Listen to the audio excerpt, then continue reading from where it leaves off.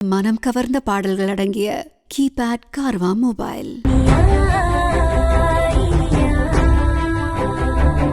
விக்ரமோட வீட்ல எல்லாருமே அக்ஷயாவுக்கும் சூர்யாவுக்கும் நல்லபடியா கல்யாணம் பண்ணி வச்சிடணும் அப்படின்னு ரொம்பவே உறுதியா இருக்காங்க.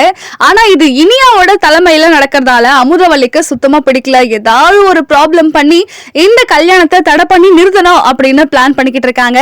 ரீசெண்டா வந்த இனியா சீரியலோட ப்ரோமோல என்னாச்சுன்னா, அக்ஷயா சூர்யா இவங்களோட ஜாதகத்தை இனியா கோயில்ல பூசாரி கிட்ட கொடுக்கும்போது அவரு கணிச்சு பார்த்து என்ன சொல்றாருன்னா, இந்த பொண்ணுக்கு கல்யாணமாகி 3 மாத காலமா பிரெக்னெண்டா இருக்கணுமே அப்படின்னு சொல்ல, அதை கேட்ட இனியாவுக்கும் கௌரிக்கும் பயங்கரமான ஷாக்கு.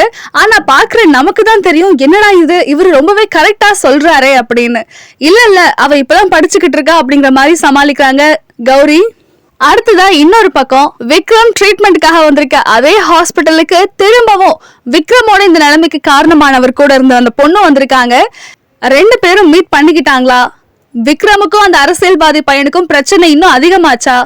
இனியாவுக்கு நடக்கிற உண்மைகள் எல்லாம் தெரிய வந்ததா அப்படிங்கறத வரக்கூடிய எபிசோட்ல பார்க்கலாம்.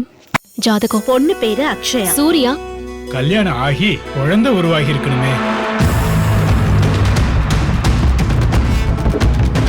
Saregama TV shows Tamil YouTube சேனல்ல லைக் பண்ணுங்க, கமெண்ட் பண்ணுங்க, ஷேர் பண்ணுங்க, சப்ஸ்கிரைப் பண்ணுங்க.